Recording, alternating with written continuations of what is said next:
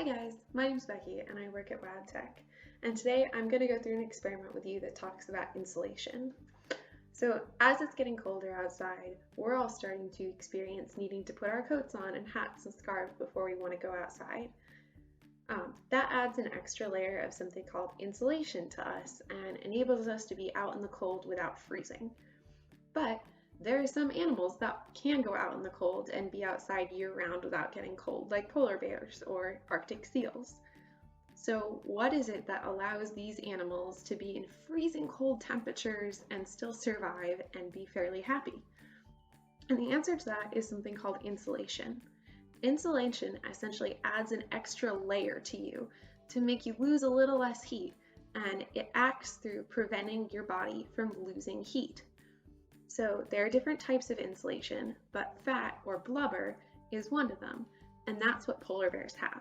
So they have this thick layer of fat that just pads their skin and makes them retain heat much better than our body does, sort of like how you put on an extra coat as a layer of insulation.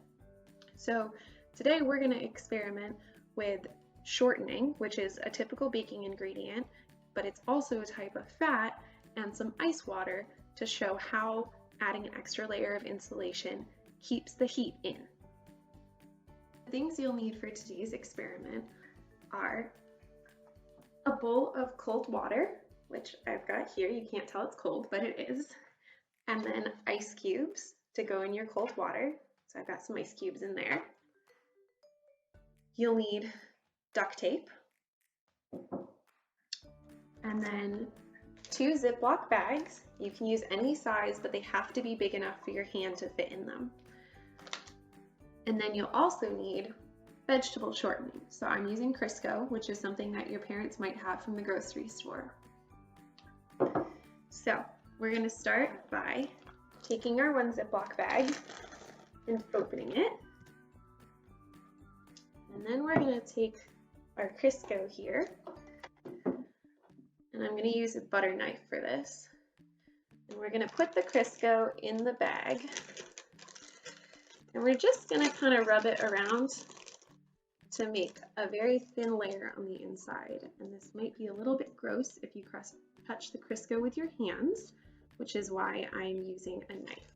So make sure you're doing this in your kitchen or somewhere that can be easily cleaned, just in case you get Crisco on your table.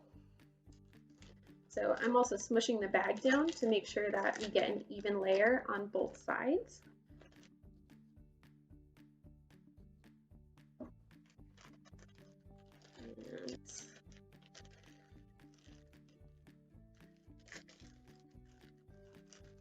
All right. So you just spread that out in the bag like this. And I'm going to open the bag and try and make sure that the layer is on both sides. So if you can see right now, my Crisco isn't really on both sides. I'm going to go ahead and try and spread some more on there and get it a little bit more even.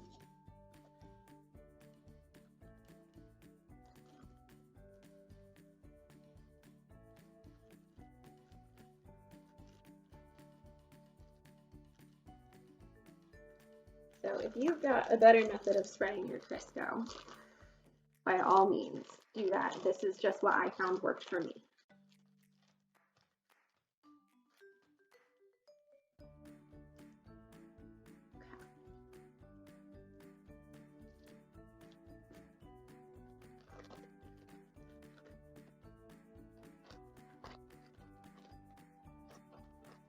All right.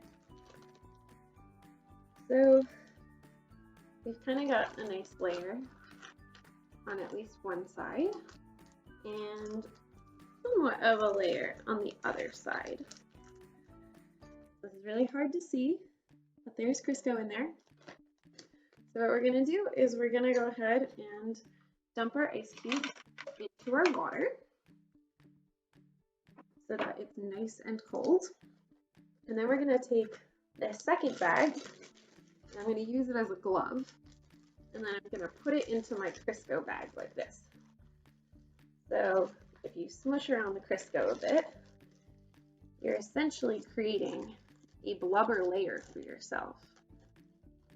Be careful not to pop the bag, or else you're going to get Crisco on either the outside of your hand or the inside. Okay. So, I've got a nice blubber paw now, which looks absolutely like a polar bear's paw. So now I'm going to take some duct tape, and I'm just going to duct tape the edges of the bag so that we don't get water in between the layers, because as warm as this is, it won't be if we get water in there, and the water is cold.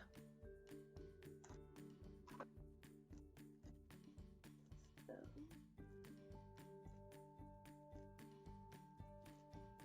here's my duct tape.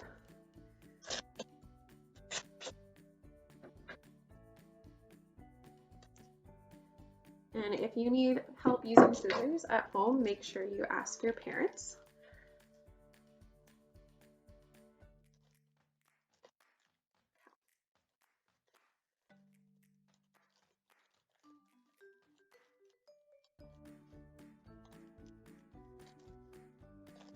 Alright, so I pretty much got the two edges of the bags taped together so that you can't get water in between them. And then I can stick my hands in here and it's nice and clean. So now we're going to move on to our bucket of cold water. And so if I stick my hand in this cold water, just like this, it's cold. It's not fun. My hands are going to be dry and cold, and I'm going to be very unhappy. But what you can try doing is you can take your Crisco glove and put that in the water and see if you feel that your hand gets cold. Mine isn't. So what the Crisco is doing is it's preventing energy from leaving my body, and that energy is heat. So your body has a ton of energy, and a lot of it is in the form of heat. It's how humans survive. So when you're adding this extra layer of insulation, that fat, or the Crisco, or blubber if you're a polar bear, is actually blocking that energy from flowing out of your body and flowing into the water. Your energy always wants to flow from hot to cold. So if I take my bare hand and I stick it in this cold bowl of water, I am losing energy and the water is gaining it. So it's not so much that I'm cooling down when I put my hand in the water, but that I am losing energy to the water, and the water is actually heating up using the energy that I'm giving it. So if I put my blubber hand in here, I'm not losing energy, which means the water isn't getting any of the energy that I am losing.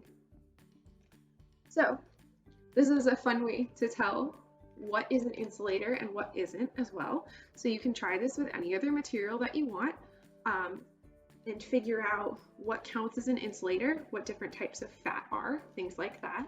But Crisco is a surefire.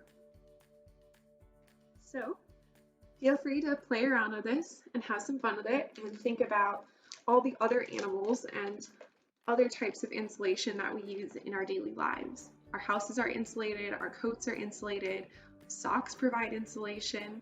So just take a minute and look around you and see things that keep heat from flowing from one place to another. Even your refrigerator is an example of that. Your refrigerator has insulation to keep the coldness inside the fridge and the heat in your house outside.